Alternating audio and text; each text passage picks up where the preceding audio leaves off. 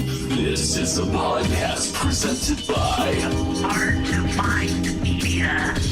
Subscribe to Hard to Find Media on youtube.com/Hard to Find Media Network. This shit is free. Share it. Blast it.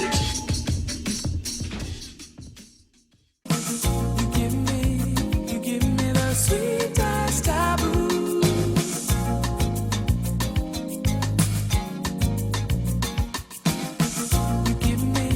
You're giving me the sweetest taboo. Welcome to The Hardy Boys, a podcast about the BBC and FX co-produced limited prestige television series Taboo, starring the British actor Tom Hardy, friend of the canine community, all-around fascinating performer. My name's Jason. With me every Tuesday night for the next 6 weeks, at least, my buddy Mac. Hey, hi. We just finished watching episode 2 of Taboo. Boy, howdy did we. But first, I think it would be cool if we used some time up top to both correct some things from last week, and then maybe give some mentions to things that we perhaps overlooked discussing. Okay. So first things first. It's a minor one, but I want to set the record straight. I referred to Stephen Knight's last writing credit as Allegiance. Oh, the Zemeckis movie? Yeah, it's called Allied. Oh, okay. It's so... You had a Apologies. real, like, what, a hidden fences moment? I guess I did. It's okay. And then you were asking about what's the difference between the East India Company, Mm-hmm. the antagonist of this series, Right. and the Dutch East India Company. Turns out they're two totally different things. Okay. And we're like rivals. Oh, okay. All right. Yeah. Interesting. Cool. Same general idea of this, like, you know, evil sort of... Shipping empire. conglomerate. Yeah. Yeah. Okay. Cool. And then in terms of things we didn't discuss, forgot to mention that Jonathan Pryce's character's name is Sir Stuart Strange. Are you serious? Yeah. I had not gotten that. Okay. That's Which is great. pretty great. Yeah. And then, I don't know if you want to discuss at all, like, sort of the critical reaction to the first episode, or... Well, you have read more reviews, but I'd gotten the sense that the word was a little mixed, maybe. Definitely seems that way. But it's the critics have only seen the first 3 episodes. Is that right? I believe so. And yeah, I mean, it seems like people maybe take a little umbrage with Hardy's performance up to this point. Is that fair to say? I've read a little bit of that. I think one thing that kept coming up, and this is something that I know we discussed off mic after we recorded last week, was just like, well, the show is definitely, getting its feet wet with some problematic aspects. Yeah, And I think it's way too early to predict how that's going to play out exactly. I completely agree. But two things I think it was fairly criticized for was, A, this idea, and, granted, historical context and all, but there's a sort of a trope in a lot of movie and TV stuff these days where Africa's just Africa. Right. Like a nation is never specified. Mm-hmm. And it's obviously this, like, insanely diverse and interesting continent full of all kinds of different cultures and subcultures and stuff. So to generalize it like that is, it's just a problematic trope of Western media. For sure. Yeah. So it's interesting to see that repeated here. And then also casting a white British dude as a half British, half First Nations Native American character is like, something to legitimately be like a little To your first skeptical of. To your first point, I guess my one thought about, like, I do agree that is, like, fucked up to just generalize it as Africa, but is that, and we've only seen 2 episodes, sort of Right. representative of the characters who are not going to have, like, a nuanced understanding or care to understand something that is more diverse than that. They're just going to see it as Africa. Right. No, I think that's probably totally The where case, but it doesn't... showrunners' heads are at. Yeah. Yeah. That's the vibe that I've gotten so far, because the people with those attitudes in the show are, like, complete garbage humans. Yes. And I don't know if that totally recuses the show, but I'm I'm not going to pass judgment until I've seen the whole thing, because we I have yet to agree. learn any specifics about James Delaney's time in Africa. Right. So hopefully that is treated tactfully. Yeah. I mean, you'd have to, or you would think that would be something that you would deal with in a very deliberate manner, because it is something that would understandably potentially upset a great number of people. If Yeah. I'm just So we don't want in a Skull general, Island situation. yeah, no Yeah. kidding.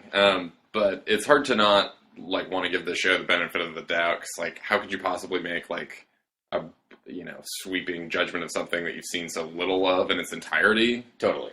But we'll see what happens. I'm just saying, it didn't go without us noticing. Yes, it's Well, hard not to. Yeah, it'll be interesting to track that as the series progresses. Yes, I couldn't agree more. In terms of getting like answers or resolution on that this week, the Africa stuff is still very vague. Yeah, And I think purposefully being obscured a little bit because it's part of the mystery of the show. right, and it's the genesis of like this new strange version of Delaney. Right. So, hence the reason they want to it's just the exact same like Batman or like Arrow trope where it's like we're gonna get like a tiny little sliver of information about when he went on his crazy adventure. Feels like the wrong word, because the I way think something horrible happened. journey maybe. Yeah, exactly. Yeah. What were your overall impressions of this second episode, man? I enjoyed the shit out of it for a number of reasons. Namely, though, that it, like we talked about a bit before recording, it does a nice job of like building out the cast and sort of giving the new side players all very distinct personalities and like vibes, and they all inhabit different corners of like London in a cool way. Totally. So you get this like broader tapestry of like high and low culture of the time, because you're sort of seeing all these different pockets and how Delaney like perforates all of them. Right. With he's equal such unease, no matter where he goes. Yes. He's such an outsider that he can sort of travel in all these different circles Yeah. because he has both wealth, but he's like... A swarthy Yeah. former seaman. Yeah. You know what I mean? So, and it seems to have kept counsel with a lot of like nefarious motherfuckers before he pieced out to Africa initially. Yeah. Which I'm curious to like see more of and to get more sort of backstory for him. Because it's all like implied history. Yes. In a way that's very fun. Like, I don't find that terribly maddening. It's like I'm curious to have that information parceled out to me That's very one of our specifically. favorite things. Yeah, it's the best. Like in Escape from New York. Oh, yeah. Cleveland Job? Yeah, exactly. Yeah. No, that shit rules. And he is very much that, like, uber badass character, so it's like, of course he has this, like, network of, like, cool connections. Yeah, just like nefarious scallywags all over the motherfucking place. It's great. Yeah, I don't think the show is hurting at all for colorful, well-rounded characters. Yeah. Or at least character types that seem to have at least enough specificity to them, either in terms of the dialogue or the performance or the look of them that, like... It's kind of a combination of, like, all those things for the characters that we get introduced to this week. Yeah. But it helps it feel like a fully realized version of Victorian London. Yeah. Definitely. One thing, just in general, before we jump into the recap, that I was like really just loving was just the attention to filthy detail. Oh yeah, Where it's just like there was like some dude who was like speckling horse shit all over like the cobblestones to give you the sense of like how gross it is, and like everyone's teeth are disgusting. Everyone has like blood or like mud or paint or just shit on their face. Like it just feels like a very lived-in grimy reality. Yeah. And that makes the contrast when you see sort of the blue blood aristocrat types like all the more sharp. Totally. And I think it's probably, towards an end of, this is a story about like this criminal taking on, capitalist, like, this major capitalist institution. So I think that milieu is like, the contrast of it is very intentional in playing into that. Yeah, it feels very purposeful. And also, yeah. Oh, go on. just the horrible, the way they paint like bad health and malnutrition, I think is like fascinating, both amongst like the blue bloods and like we'll get to that. lower class, Yeah. Do you want to jump us into the where do we start with this second episode? Well, let's see. Well, the one thing I was just a passing thought. Yeah. Is we spoke last week some about Delaney's wardrobe and how sort of iconic it is. Yeah. But also it like has this weird. It's perfect because it is like this sort of transient. I can pass between both worlds thing because Right. he's sort of dressed almost like nobility. It's got an air to it. He's got this ostentatious hat and coat. And these like gloves. But he also like clearly never washes them. So when he's in like a court or somewhere fancy, somebody's parlor. And he's still all, like, grimy and disgusting, Yeah. And it's contrasted with his, like, facial scars and, like, neck tattoo and, like, crazy man haircut. It's just, I love it. It's working for me really well, too. Okay. What happened this week? Mac? Do you recall where we begin? Does it start with him digging up the satchel that we saw in the first episode? That's one of the first things. I believe the first scene was basically a direct response to the last scene of the first episode, where Sir Stuart Strange put the head of the Africa division in charge of assassinating Delaney, basically. In no uncertain terms, it's just like, I want Delaney killed. Yep. I'm full-on Bond villain at this point. Yeah. And that guy was getting chewed out for basically failing, and he threatened to fire him. Yeah, in a real dick way. That's Super bitchy, young Pope type move. It's like he crumples up a piece of paper and like throws it across his desk at him, and it's like, that's like your termination of duty notice that's like post-dated in 2 days, like if Delaney's head isn't on a platter. Right. Essentially. But first he says, pick it up. Thank you, that is true. Yeah. The combination of, like, withering scorn and condescension that, like, Jonathan Pryce is painting every scene with, it's a lot like how Hardy himself has to always enter every room or, like, turn on someone constantly. It's like, it's just you're waiting to see who Jonathan Pryce gets mad at in every scene. It's like you're waiting for him to say fuck. You know he's going to blow up and swear at somebody. Or, like, wrap his cane against, like, some surface. There was a lot of cane acting in this episode, which is not a complaint. No, I'm really starting to dig Price the more I see of him. Mm-hmm. I totally agree. Because you need, an antagonist that's at least as colorful and scenery-chewing as Hardy. Yes, I agree. It's like a counterweight kind of situation, you know? Yeah. Okay, but then you're right. We do see him return to the site that we glimpsed at the very beginning of this show. Yeah. And he recovers this bag of something he buried. We find out that it is gemstones. Yes.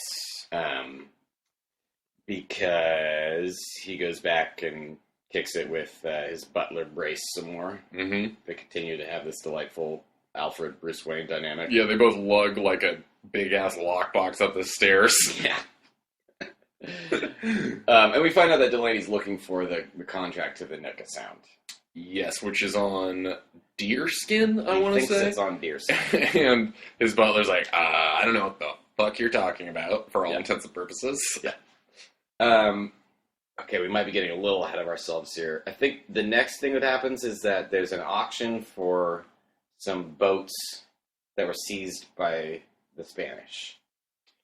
Yeah, but one thing in that scene, we get a thing where Delaney states that he's, like, clearly concerned about being poisoned because his dad had basically been, like, living off beer. Yeah, that's an important plot point. And he asks the butler where his dad had gotten the supply from, and the butler responds that the guy who was supplying it is dead, and the woman he was married to is gone. Suspiciously vanished. We now know that his dad was poisoned. Exactly. And I couldn't understand exactly what they meant by this, but it seemed to be some sort of, like, wholesale or, like, large quantity beer purchase arrangement. He was like, to save money at the pub. Yeah, so it was like out of pragmatism, he was going to like the Cost Club of like England of this time, which is just some shady dude. Yeah, and I guess it was in kegs or something. Because Right. Delaney's like, from now on, we're only drinking shit that comes in a bottle. Yes.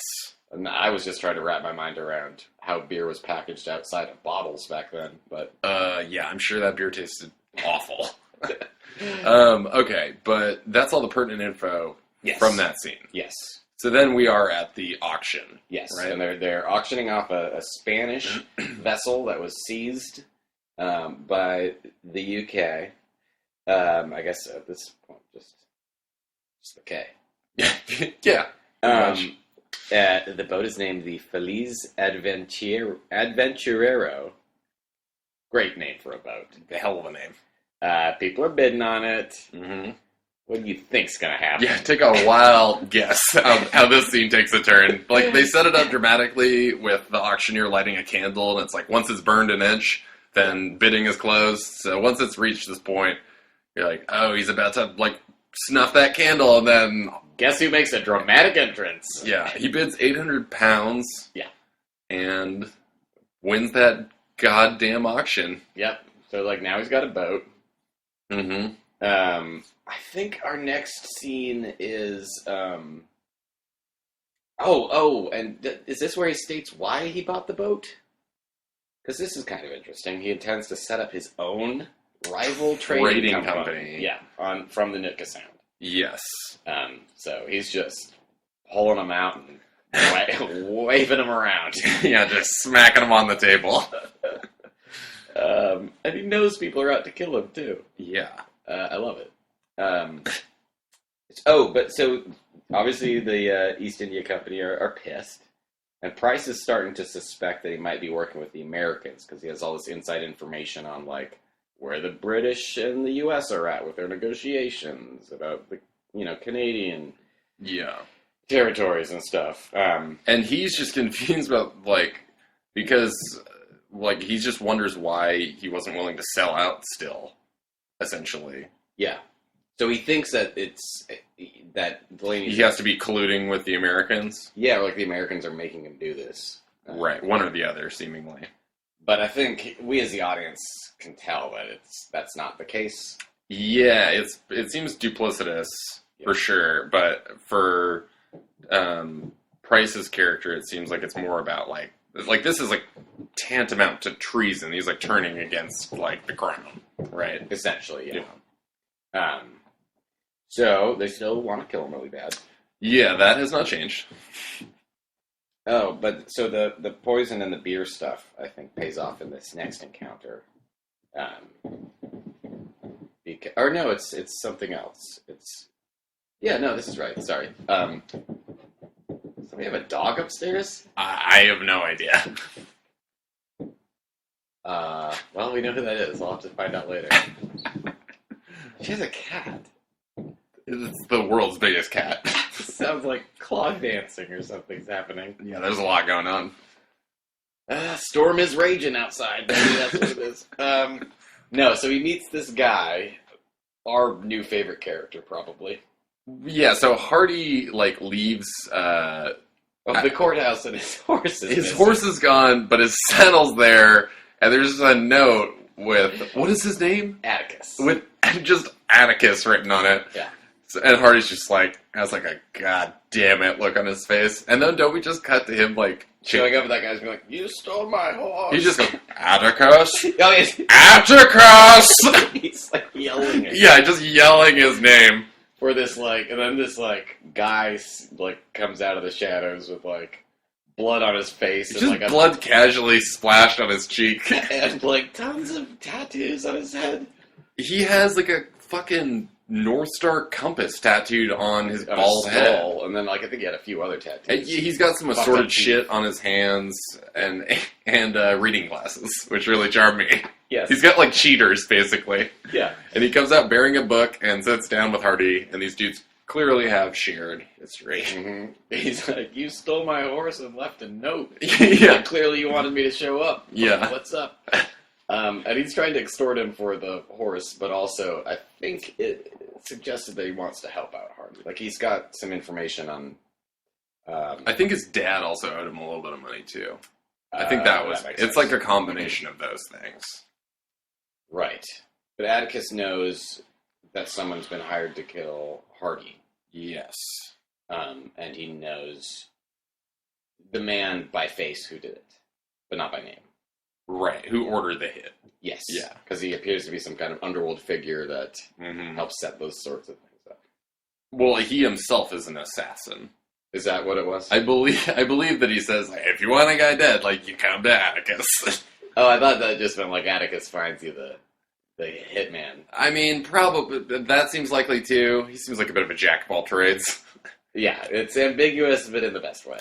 I agree. Atticus, shady dude. And Atticus also is just really curious about his travels, because he's apparently writing a book. Yes. Because he himself, I think, was like a sailor, and like traveled and served under Delaney's dad. Yeah. So he asks what the biggest thing he saw in Africa was, and Delaney The really... littlest thing. He asked first, it's like the biggest thing, and Right. Delaney's just like an elephant. That's right. And the littlest thing was humanity. Like, And then he's like an ant. it was I think it was like the capacity for human kindness, and then he said an ant. Yeah. It's real bleak. I loved it. It was great writing. Yeah. Yeah, the fact that that guy is also like trying to write his novel is so cute. It's like adorable that he has like his like side hustle is aspiring novelist. Yo, yeah, and what's that actor's name? I wrote it down. It's Stephen Graham, who I recognized as Babyface Nelson in Public Enemies. Okay, I was wondering why he looked so goddamn familiar. He's a character actor. I don't know if he's like actually British or if he was doing. I think he's in Snatch too. Now that I think about it, he's like, isn't he like the dude who works with Statham? Maybe. Oh, I haven't seen Snatch in years. I haven't watched a Guy Ritchie joint in a hot minute. Well, we gotta watch it before that new TV show comes out. Oh, I thought you were before the exciting King Arthur movie comes out. God damn. Starring the young Pope himself. Anyways. Wait, really? Jude Law's in that too? Yeah, I think he's like the bad guy. Oh, okay. Yeah. Sorry to Who's disappoint. Lancelot? I don't know. Who cares? It's going to be awful. Let's keep talking about Taboo, which is not awful. Okay. So that's Atticus. He's great. The next scene is with the Prince Regent of the British Empire. Yeah, who's got a real, Bad case of gout. yeah, it real bad case of gout. Yeah, his like leg is like elevated, Mm-hmm. and he looks disgusting. Like they're clearly going for this like this guy's overindulged thing. Yes. Yeah, it reminds me of it had a real Baron Harkonnen vibe. I was gonna go Yeah. there too. Yeah. Okay. Yeah. He's all like bloated and his skin is terrible. He's got this awful wig and Yeah, and he's living amongst all these like stuffed zebras and sort of like grand opulence. yes, and he's dressed better than anyone we've ever seen on this show, but he's like just Yeah. clearly disgusting. Yeah, clearly suffering from horrible health. And he seems insane too. He's just got all these. Yeah. They're trying to give him basically a military briefing, and he's like, the Americans shouldn't be red X's; they should be green X's. Yeah, so he's like focusing on none of the pertinent details and getting really caught up about like but we wear red, so we should be the red X's. Yeah, I'm not sure what the main takeaway from that scene was. I had the same feeling. Like he seems very removed from reality. Like that guy's going to come back, I'm sure, and maybe they were trying to illustrate sort of the high level of incompetence that was. That's sort of what I was wondering too, because he could be a complicating factor for our villain characters and perhaps override or influence. Right, because they're still in the midst of a war. Yes. So it makes sense that they're slowly peppering that in, because inevitably that would have to come to a head. Yeah, oh yeah. Yeah. Mm. Yeah. So after we meet the Prince Regent, and we meet another new character, this little girl named Winter, Yes. who comes to Tom Hardy and says that she says she lives in the brothel run by Helga, Yes. Franca Potente. Yeah. And that she is a virgin, Yeah. and that Helga won't allow to sleep with men. Mm-hmm. And that she saw Helga talking to a man with a silver tooth Yes. that is going to try and kill Delaney. Mm-hmm. And Delaney's like, okay. And she's like, he has a ship moored at this spot. He's like, all right, let's go check it out.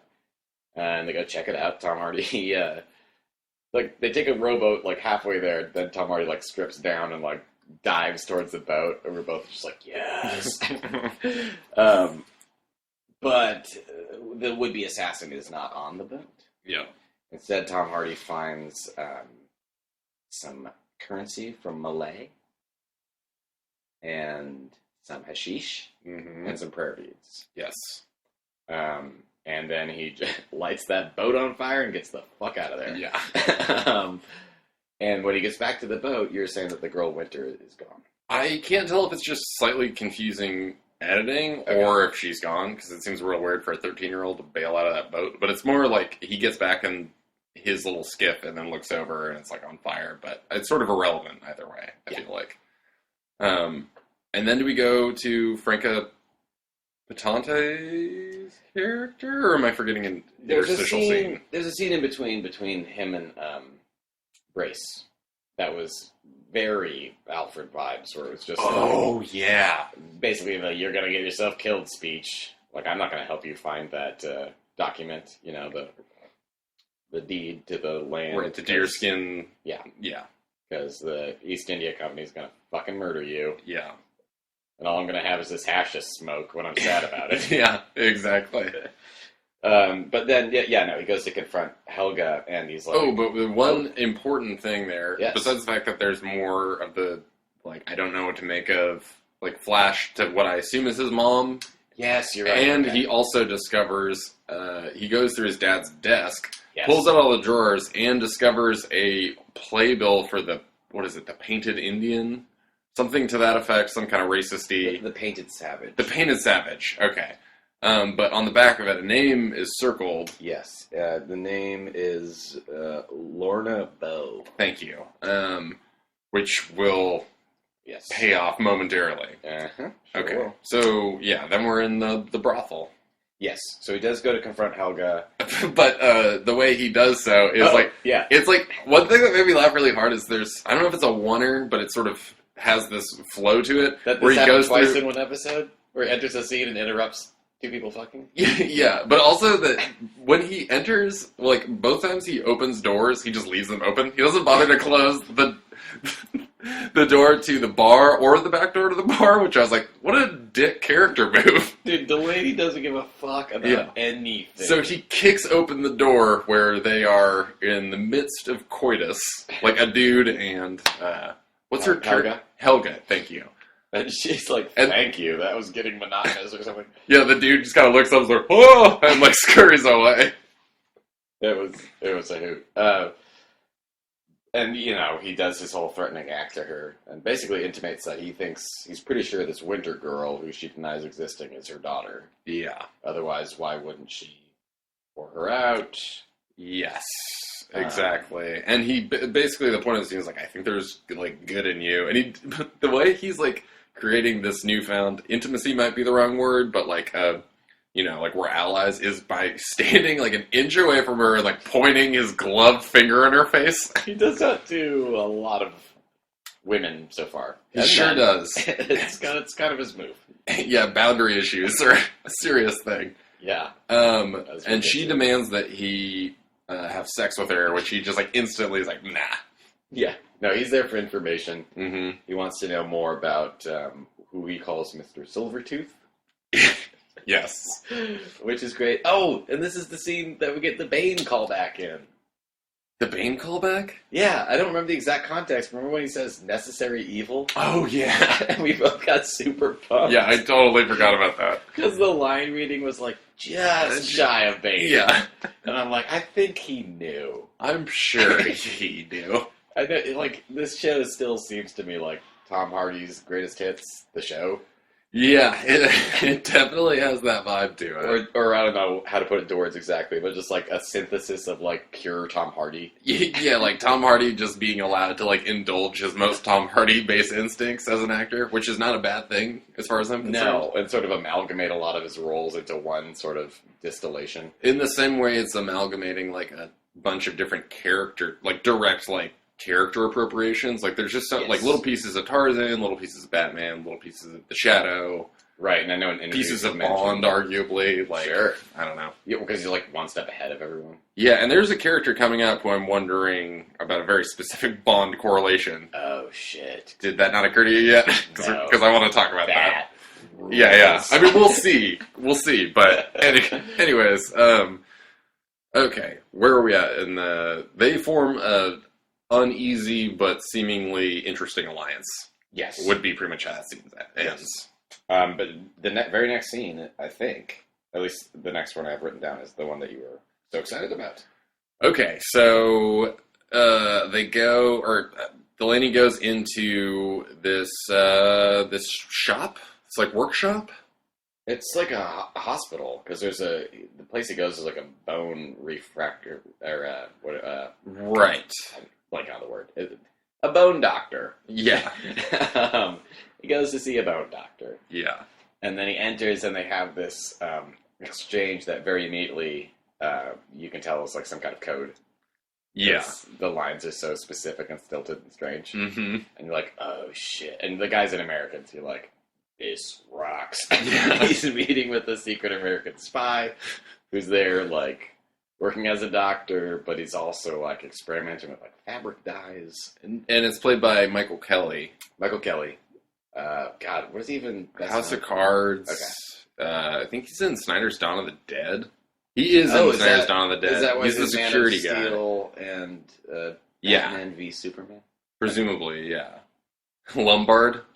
Yeah. Steve Lombard. He's just like been around for a million years character actor. He's just real solid. Yeah. So yeah, he's in his spare time, he's experimenting with dyes. Yeah, they like go upstairs and he's like dyeing all these flags. But he's like super suspicious of Hardy because that's like an outdated code. Yeah. Hardy keeps dropping these names that he like either doesn't trust or doesn't recognize. Mm-hmm. And he also doesn't necessarily want to go along with this guy's weird plan. Yeah, and he has like a delightful manner of speaking that's like both like very sort of cordial but also like casually quite threatening. Yeah, he's like, I am gonna ask you to leave at gunpoint. but I'll say like at the point of a gun. Yes, yeah. Like right. there's just a lot of like nice flair to the way he speaks that I was just eating up with a fucking spoon during that scene. It's fun. But basically the scene sort of resolves with this guy telling Hardy to go fuck himself. I don't think he trusts him because they're concerned that the British are on to their spy operations. And also, this guy's agenda doesn't necessarily align with his own.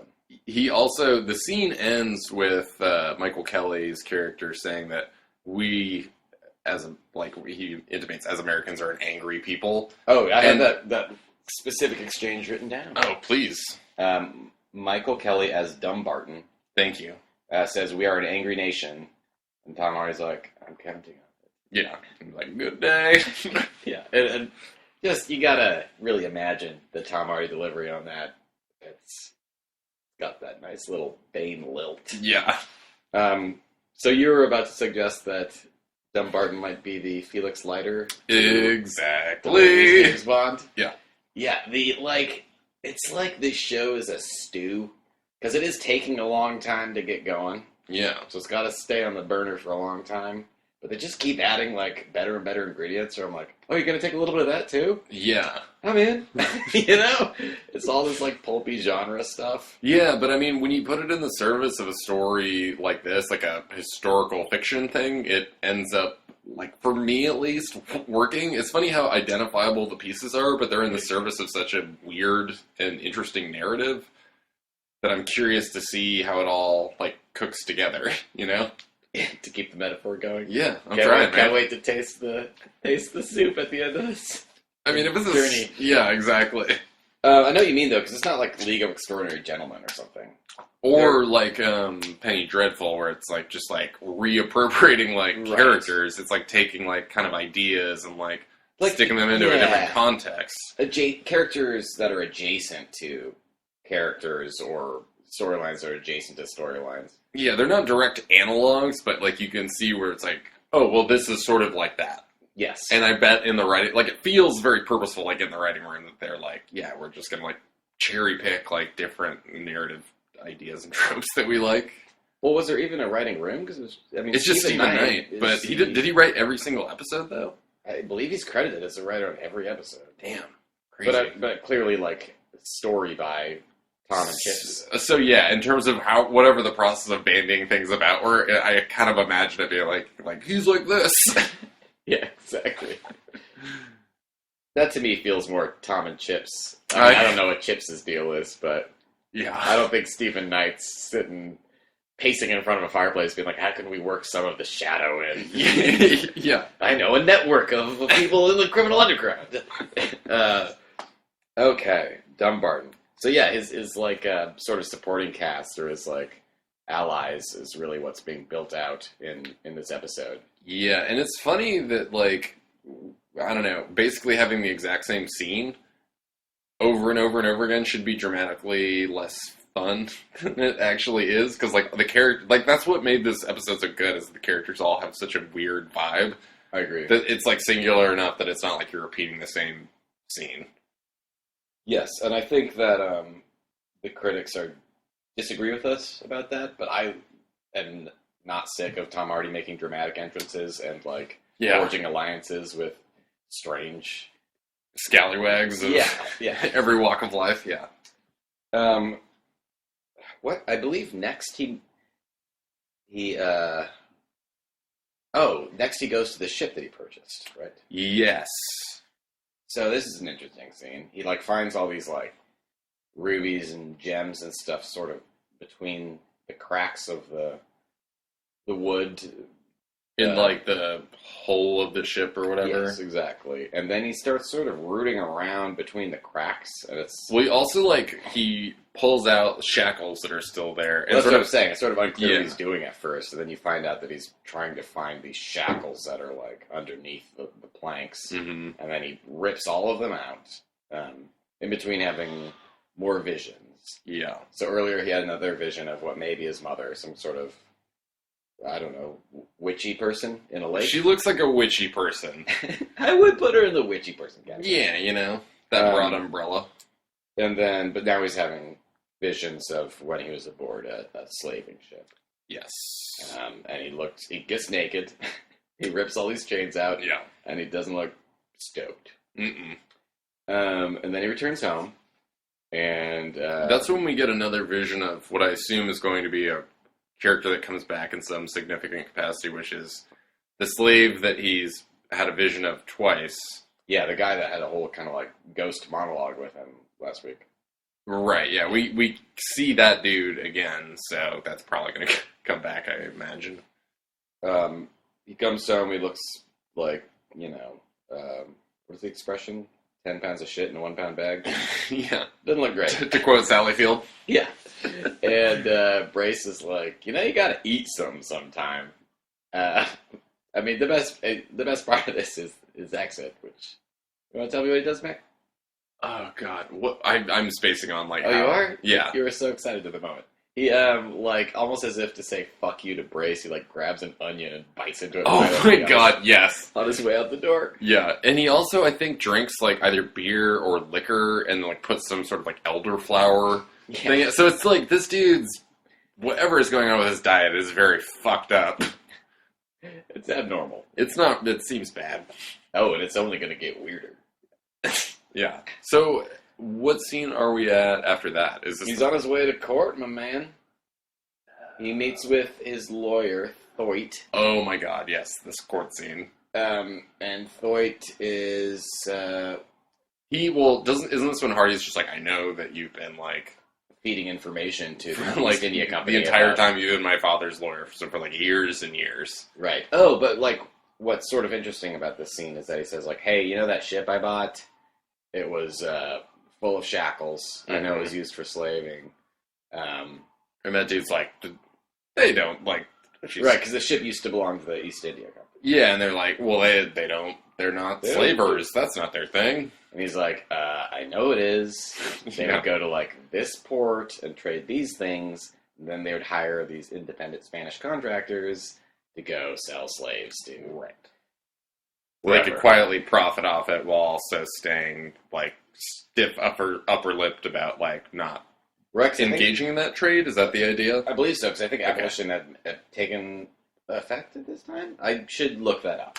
That's the context we can seek out between this week and next. That'll be at the top of next episode, Yep. under corrections, or Under sorry. under, man, not paying enough attention to history class. Yeah, seriously. A lot of this shit is just falling out the back of my head. Okay, but next we get the very entertaining scene. Well, like you were saying, though, he does accuse Thoit of being a narc Yeah. for the East India Company, which we later find out to be 100% true, so... Yeah, but I feel like in that scene, Thoit is trying to sort of help him, like, nudge away from what he's doing, because it's like, you're putting your life in danger. So I think there's a certain amount, like, he is a narc, but he's also like, dude, like, I don't want you to get killed. You know, like, that's the vibe that I get, where it's like, I've been your dad's, like, attorney forever, and I'm a piece of shit, but, like, also, like, if you don't stop, like, you're going to get murdered. Yeah, you know what it might be? What might it be? If Brace is like the Michael Caine Alfred, he's like, I don't want you to die. Yeah. This guy is like the Rutger Hauer, Oh, potentially. where he's like sort of an antagonist, but also like, he's not the big bad. He's Yeah. not Ra's al Ghul. He's definitely not Ra's al Ghul. Okay, so is the next scene the reading of the will? Yes. Okay, so there's like a big rabble at this like courtroom or whatever of dudes who are pissed off because They're owed money from the late Mr. Delaney. yes, exactly. Oh, and his sister, God, why am I blanking on her name? 'Cause it's such a weird, Zilpha? Yeah, She's right. there with their shitty husband, Yeah, or like shitty racist husband. yeah. They're there along with, all these guys who are owed money. Hmm. So Thoit's going to read the will before the room. And he's like, all the money's going to James. Yes. Sorry. Yeah. And then Delaney, classic Delaney. Mhm. He has like this like chest with him. He like empties his chest full of like a gold bar and like a bunch of coins. And he's like, this is the exact amount of money that my father owed people. You could form a single line and collect it. Yes. Because they're all like, they're all screaming and shouting. Hmm. Like, you're going to form a single fucking line. Yeah, my attorney will sort this out for you. It's so great. And obviously, his, I guess it would be brother-in-law? Yeah, he's not pleased with He's this. not pleased. What does he say? Like, this will be your death or something? Yes, which comes back in this scene in a moment. But then we have a real complicating factor. Yes. Let us not forget the sudden appearance of Lorna Delaney, Yeah. who is a young woman claiming to be the actual widow of his father. Mm-hmm. And she is née Lorna Bow, Yeah. the actress from the Playbill we saw earlier. Yes. You got it. Which, to me, well, I'll save that for speculation. How about that? Okay. Love it. Alls we know is she's an actress. She claims to have evidence of their marriage. Mm-hmm. And so Thoit says he'll try and find the marriage license, which was in Ireland. Yeah. Yeah. So, They have to get that verified by like, the priest who allegedly married them. correct. Yeah. So that happens. It's like, oh, big surprise, almost kind of a soap opera turn. Yeah, and then we get a scene between her, Hardy, and Thoit, where it's sort of him trying to, like, feel her out. Yeah.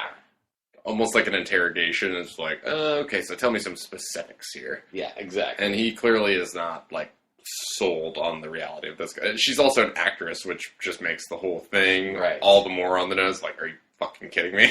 I think he's not entirely sold, but I think he also seems a little scared. Because things were going so well for him in terms of this sort of His plot. Yeah, I agree. It didn't seem like he saw this coming. I agree. It feels like he's realizing that this is a whole serious monkey wrench in his game plan. Whether or not it's her design or someone else's. Or who even knows if his game plan is that good? We don't know. I'm That's true. assuming. He's a bit of a loose cannon and at least half insane. Yeah. So As he keeps reminding people, like, I am mad. yeah. Yeah, he seems to have not really buried the lead on that one, which is delightful to me. But what's the? Oh, go ahead. Oh, I was just gonna say when he exits the courthouse, Mm-hmm. we meet our old friend Atticus again, Yes. who we had sent there as, I guess, sort of a spy to see if the man who had come to him to hire an assassin was present. Right. And he's like, sure was. Guess who it is? Motherfucking brother-in-law. That racist piece of crap. Yeah. Which is interesting because it seems like he has financial interest in the East India Company, but it isn't employed by them. Yeah, I get that impression as well. Or if he is, he's not, like, important at the company, so maybe he's trying to rise up. And it's like a thing where if he had gotten this deed, he hypothetically would be able to ingratiate himself by being a part of the sale of it to England or something. I think it's more... He would also get rich, but that would also presumably give him a bunch of esteem with a bunch of bigwig types. Right, I forgot. He's, like, basically just in it for the money, though. Yeah, I assume. And maybe he does want to work in that company, but it seems like, he just wants for his wife to inherit that land, so that then he'd be the owner of that land, and then he can sell it to the company for money. Right. Yeah. Okay. And he also seems to be a bit of a British nationalist who thinks it should belong to the crown. I get that impression as well. Yeah. Okay, and then after that big revelation, we get a really weird scene, I would say. A rather uncomfortable scene between Delaney and Zilpha. He shows up at a concert party she's throwing at her house, uninvited, and just sort of makes it known that he's there. This really bears out what you were saying earlier about the way that he can function in high and low society. But, like, there's some background acting as people, like, looking at Hardy and just like, ugh. He's filthy. Yeah, exactly. Yeah. So he does, and also the fact that he's wearing all black just puts him at such an interesting contrast. But yeah, she clearly notices him, but is trying to not notice him, which makes it all the more obvious. And then they have a very curious confrontation outside. Yeah, like, she goes outside, and he follows her, and he just sort of gets all up in her grill, like... As he's wont to do. Yes, but I think it has such a different connotation in that context. No, it is just all weird sex vibe. And the fact that he, like, went there is, like, such a sort of stalkery thing. Yeah. And he keeps doing... He, like, is, like, very up in her personal space. Mm-hmm. So, I mean, this scene did a couple of things for me. Number one, I think it codifies or confirms that they had, at one point, a sexual relationship. That's, like, text now. Yeah. For sure. I mean, there's a line about how, like... She used to straighten her dress and walk pretend away like nothing never happened, basically. Yeah. So, yeah, they're half-siblings, and they used to fuck until one of them walked away forever, or walked away to Africa. I can't remember what the exact wording was, but Hardy left for a reason. And she paints it as, like, it's like the best goddamn thing that ever happened to me is, like, you getting out of this country. Totally. Yeah. And he's very persistent or insistent or whatever. He says that, there's this... She's like, I'm from the East and you're from the West, and there's, what was the wording exactly? I think there was an allusion to your theory about the sun again. It says something about, like, a river that is very close between them.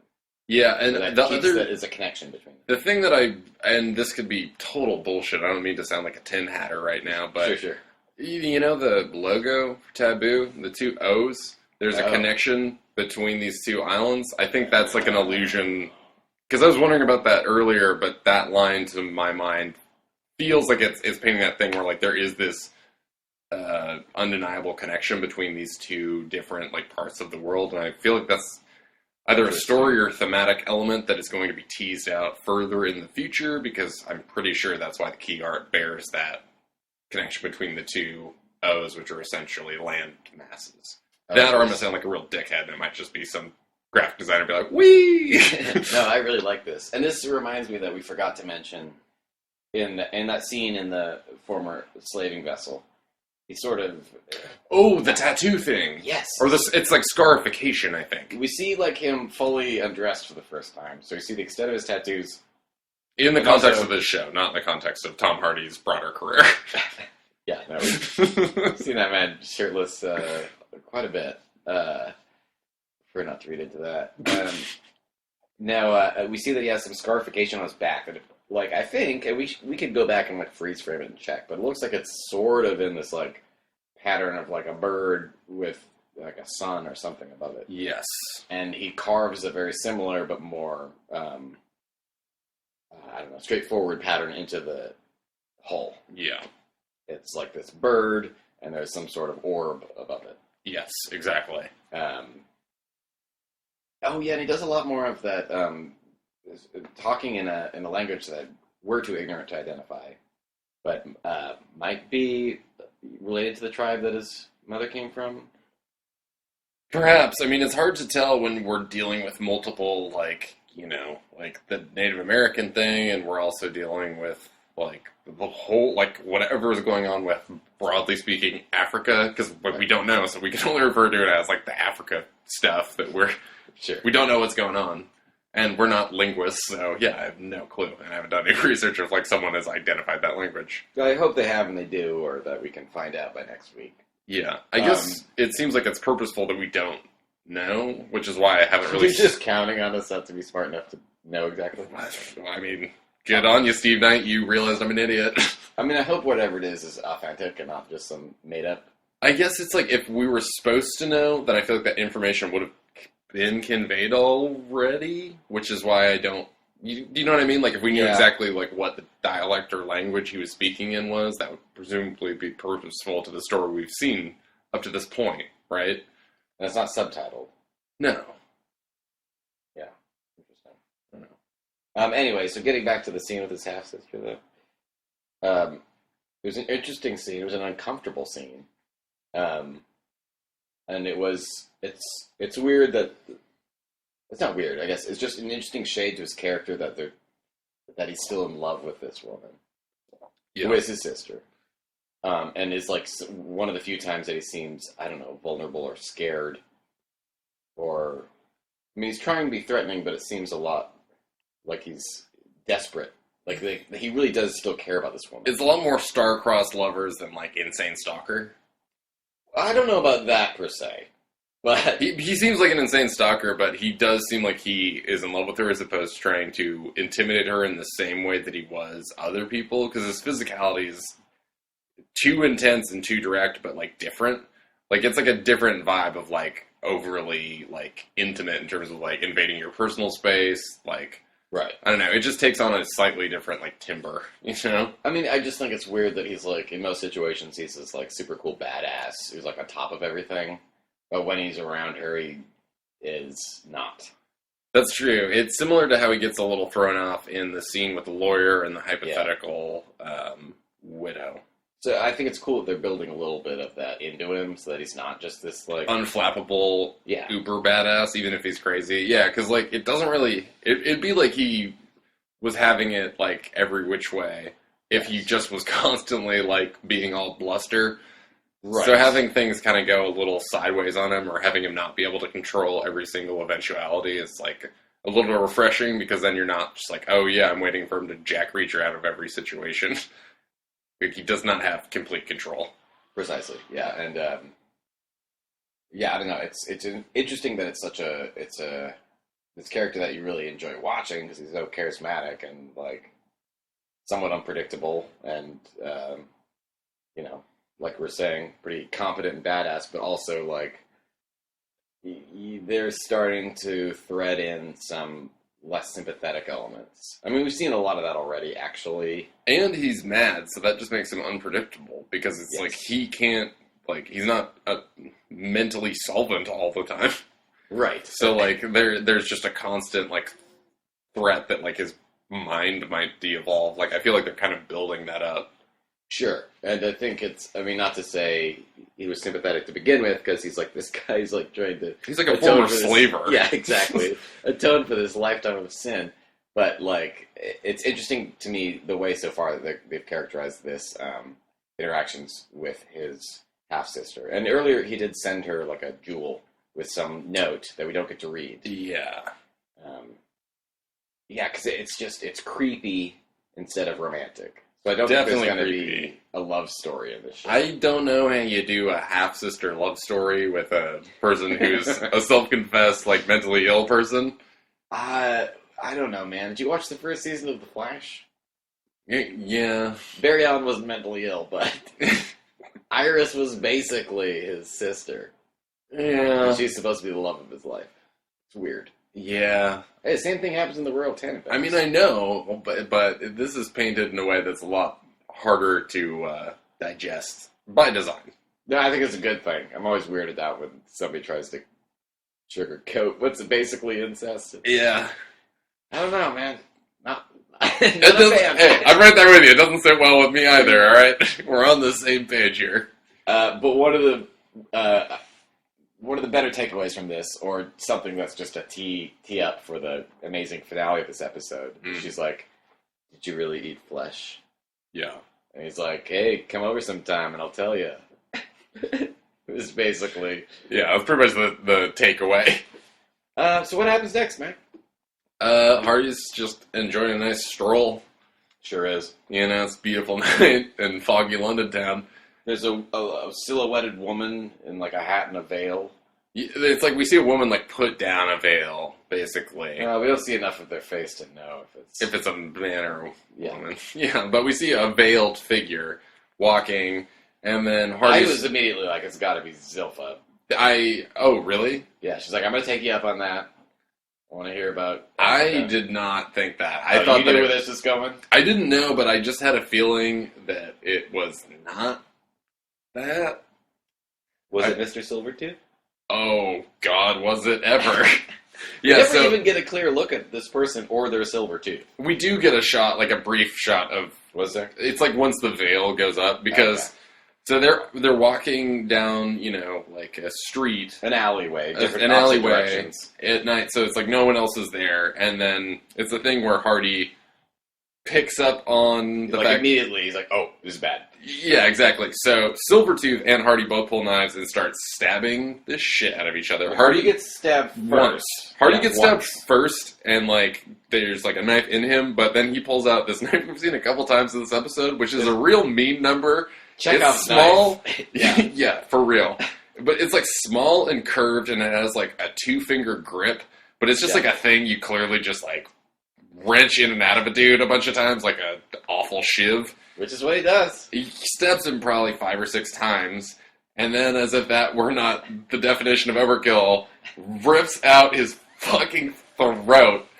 Goodbye, Mr. Gold or Silvertooth, I can't remember. With his teeth. with his teeth. Which, I guess you were clarifying, doesn't quite confirm, deny cannibalism. It certainly feels close enough. I can't tell if... I didn't It's see a any... step on the path.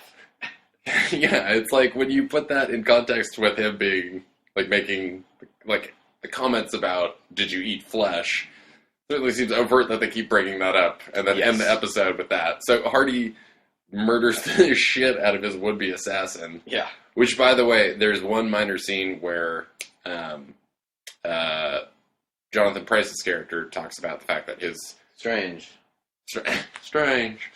So when Strange... there... Sorry. Don't worry about it. Why am I giggling at Strange? I mean, It's yeah. a little funny. Yeah. But an important sort of plot thing is that he says, okay, so there's a wrinkle.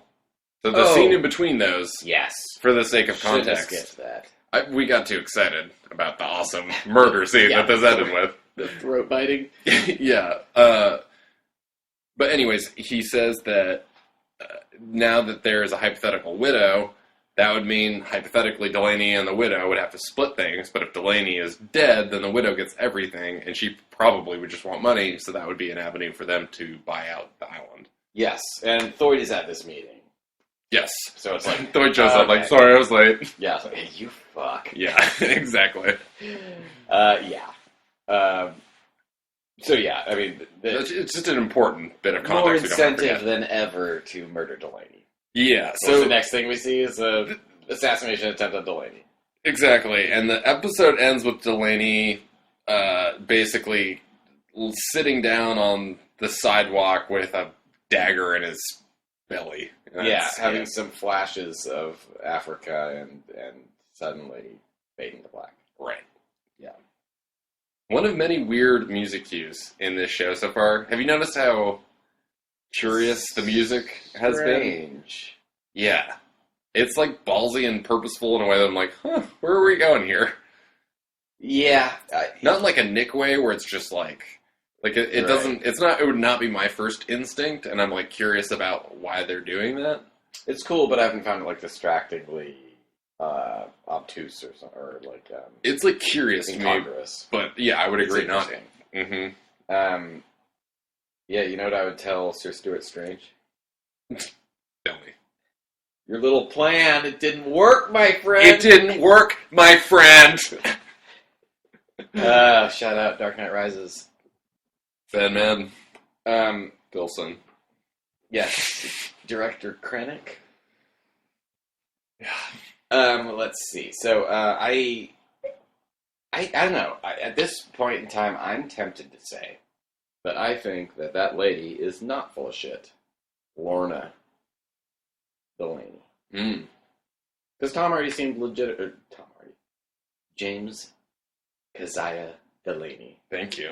seemed legitimately scared by the idea that she had an actual claim to the estate. Right. Yeah. And he kept asking her for like more and more documents. Now, granted, she didn't have anything that was that substantial, so she said she had letters. But then in that scene that you reminded me of with Thoit and the East India Company, he had The said Strangester? The Strangester. That local alt weekly, The Strangester, Yeah, I love their work. founded by Dr. Strangester. I met Strangester on Friendster. God. Don't they verify, though, that they got the marriage documents? Exactly. I don't know how they got that shit that fast, but, like, kudos, motherfuckers. Yeah, I don't either. So, That's legit I in guess. terms of the eyes of the law up to this point, from what we know. Whatever that means back then, you know? That's the thing. It's like, how do you verify that shit? I think about this a lot, actually. Not like I aspire to be a criminal or anything, but it must have been so much easier to get away with crimes. Yeah, like, if you just had really good penmanship, would you be like, well, that looks official. Sure. Look at the quality of this parchment. Yeah, exactly, right? It's the same thing with, like, when they're talking about the deer skin thing. It's like, how is some Englishman gonna know that, like, a That's authentic. Native American, like, treaty on deer skin is legit? Yeah. You can't verify that shit. No. Yeah, I was thinking the same thing. Just like, how did anything work back in the day? Yeah, it's interesting. I mean, it's like one of the fun things about setting a show during a time period such as this. Couldn't agree more.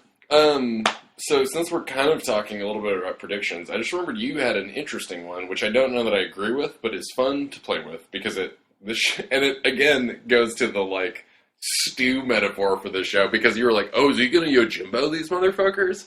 Meaning the Brits and the Americans, since he's seemingly, well, for sure colluding against the Brits and seemingly trying to like court the American intelligence community by virtue of talking to Michael Kelly's spy character. Right. So I'm curious if, one other great detail is that Delaney's like, I need to talk to the president of the 15 colonies. Yes! That was like a huge, like, oh my god, we're 2 episodes in and he's demanding audience with the president? Are you fucking kidding me? I know. And I'm pretty sure that's when, Dumbarton pulled the gun and was like, get out. Yeah, exactly. I forgot how badass that was. Yeah. Oh, so fun. Yeah, the president of the 15 colonies. Yeah, like, I just wonder what his purpose is. Because, like, the thing is why I don't necessarily believe the Yojimbo thing, though I do think they're purposefully using that setup, is because he has he has, like, so much grievance with the company. Thus far, from what we know, he does not seemingly have that same... With the Americans? Yeah. And he's demanding audience with them as opposed to, like, the Brits sort of being like, haughtily like, just sell us your land. He's like seeking out the Americans for some purpose. True. Which makes me think that he's trying to seek, if not allegiance, at least like stalemate, so that he can serve his broader agenda, which is. But it's not like he's going to sell the land to America either. I assume so, but at this point we don't have any reason to assume he would want to fuck over America. Yeah. / why would you want to make enemies of two? I mean, one's the superpower, the other's like a budding power. Seems like a real good way to like shut off a lot of the world to you. He's a crazy motherfucker. He is self-confessed insane, so like anything's on the table on that regard. But I forgot that in that meeting with Thoit before they go to court that he's like, hey, well, I could just go to Boston. And he's like, oh, so we'll add treason to the list? Great. Which is amusing. I think Boston came up a couple times. So part of me's wondering now if we're going to actually see America on this show at some point. He has a boat now. True. And I assume that like all those like blustery motherfuckers who were working for his dad are probably going to like come and work on his former slave boat.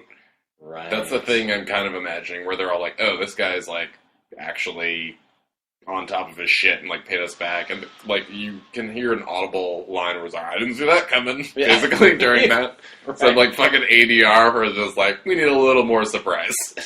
Right, and well, that's if, he still has this company and Lorna doesn't take all the money. Right, which seems unlikely to me. Here's a crazy prediction. Prediction or just like wild theorizing? I don't know. The same. Cool. I'm pulling it right out of my butt right now. I can't wait to see But I feel strongly about this. I'm glad you feel strongly about what's coming out of your butt right now. Christ. I'm just throwing this out there. Yeah, throw the thing from your butt out there. Because it's fun to make wild assumptions. Sure. I think, okay, he's got this boat now. I think he's leaving on that boat at the end of this series for America with either Helga or Winter. You gotta have a crew, right? Oh, yeah, good point. You're not gonna make that 13-year-old be, like, doing all this shit on a gross boat. But I could see it being, like, a bunch of his, like, compatriots kind of hitting the rudder. It's like, shit's too hot in town, we gotta go. Yeah, well, I just feel like they're gonna have to end it on some kind of redemptive note. I mean, isn't this whole thing driving towards some perverted notion of redemption? Yeah, it's like a way more twisted Fury Road. Sure. Yeah. Yeah, I mean, you're not wrong. I don't know. I take this back. Do you think he's going to live to the end of the series? Or is he going to die? The end of the series or the end of the noble? season? Do we know if it's coming back? Or Stephen possibly coming Knight back? has, I think, publicly stated there's going to be a second season. Oh. That's what I had seen Fuck on, what like, I said. Screen Crush. I wouldn't be surprised at all if it was, like, a thing where everyone, like, pieces out because, like, things have gone tits up in England. Yeah. I wouldn't be surprised by that, but at the same time, like, I would be surprised if Hardy, like, wants to tap out on his uber crazy character that he's created, you know? Well, sure. I mean, I think it has to be a critical hit for the network for them to want to do a second, right? And the jury's sort of out on that right now. Yeah, I mean, I think at this point it's just hard to gauge what the show actually is, and, like, you know, it hasn't been... I think the show is just pretty content to do its own thing, which I admire about it, honestly. Like, it's not like... I think it's fun. I think the best TV being made right now is that kind of TV. I couldn't agree more. And, I mean, that's the thing that everyone bemoans about not being in, like, the film community anymore. I feel like it's just, like, flights of fancy, where it's like, you can really tell this came from, like, some specific perspectives, and, like, this is about as specific as you could hope for. Yes, we're getting, like we said earlier, the pure Tom Hardy. Yeah, yeah. Okay, I'm going to stop making wild guesses. I didn't even know that it was going to be more than 8 episodes. Allegedly... Like a fool. Well, I mean, I don't think that that's, like, you know, written in stone by any means. I think it's just, like, what Steve Knight or whatever is... We can call him Steve. I always feel like that you're doing the, like, I was talking to Marty last week. Yeah. What the fuck? But Terry Malick? Yeah, exactly. I can't remember what he actually is credited. Is it Stephen Knight? Just Steven. Okay, we'll go either way. Like a quick note on that. Yeah, hit me. This is totally off topic, but that shit pisses me off too. But I realize it's not just because it makes the like actors seem really sycophantic or like patting themselves on the back really hard. It also makes me like, okay, so if you go by Terry all the time, why are you running around putting your name on shit as Terrence? That's so annoying. Do you think Lawrence Fishburne goes by Larry? I don't know, but if I met him and I was like, "Hi, Lawrence," and he was like, "It's Larry," I'd be like, "Fuck you, dude." Yeah, so why'd you change it? Your name to like the entire world is Lawrence. Yeah. I love Lawrence Fishburne, so I probably wouldn't say shit. I don't think in a million years you would ever say "fuck you" to Lawrence Fishburne. I'm gonna put that on the record that I can't imagine the reality where you meet Lawrence Fishburne and say "fuck you" to his face. No, that would never happen. Oh my god, no. Upcoming star of John Wick 2. Oh, gotta get over it. But I could see myself going Delaney on Terrence Malick if he's like, "It's Terry." I'm like, fuck you. You're gonna beat up an old man in a sun hat and New Balances. No. I'm just a lot of controversial statements to end this Hardy Boys. I'm just saying, oh boy, I'm not gonna give a fuck. I'd be like, that's lame, dude. I agree that it feels a little weird, where it's like, why are you not conceited? Yeah, I mean, and I always hate that when it happens to me in real life, where you call somebody what you expect them to be their name. They're like, "Oh, it's not. It's this," and I'm like, "Well, come on." Yeah, I hear that. It's especially weird when someone changes their billing, like Larry Fishburne to Lawrence Fishburne. Is that what happened? Is he Larry in Apocalypse Now? I'm pretty sure he was Larry in the bulk of his like younger career. I don't know. We will unnecessarily put this into our things will amend next week. I'm gonna find out. Oh yeah, I'm gonna find out when Lawrence was Larry. Let's do it.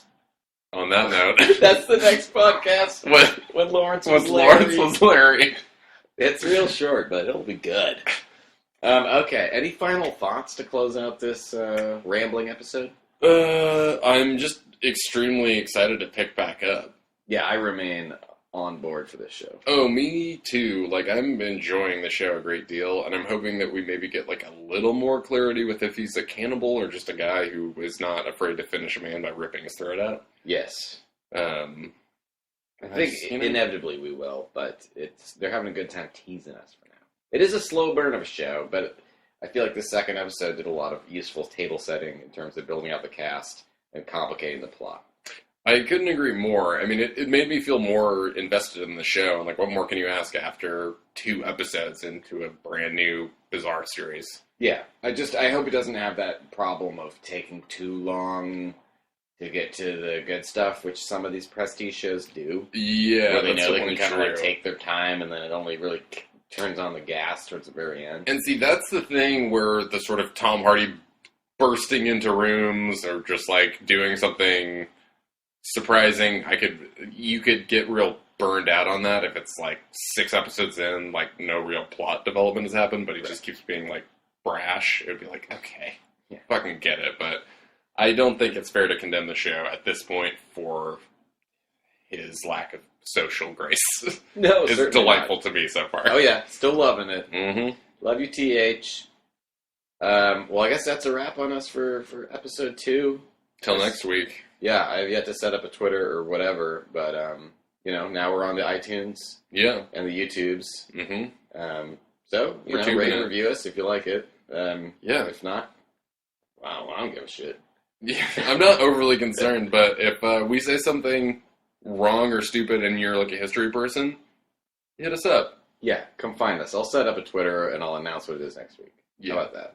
We'll be more than happy to amend any shortage of stupid things. Yeah. So that'll be the cliffhanger. What's the handle? Yeah. All right. See you guys next time. Bye. Bye. This has been a podcast presented by Hard to Find Media. Subscribe to Hard to Find Media on youtube.com/Hard to Find Media Network. This shit is free. Share it. Blast it.